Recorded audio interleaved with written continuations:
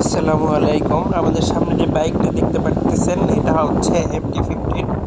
তো এই বাইকটা 20,000 কিলো চলে, একবারও কুলেন্ট চেঞ্জ করেনি। ঘন ঘন গাড়িটা বন্ধ হয়ে যায় এবং সাউন্ডের সমস্যা হয়।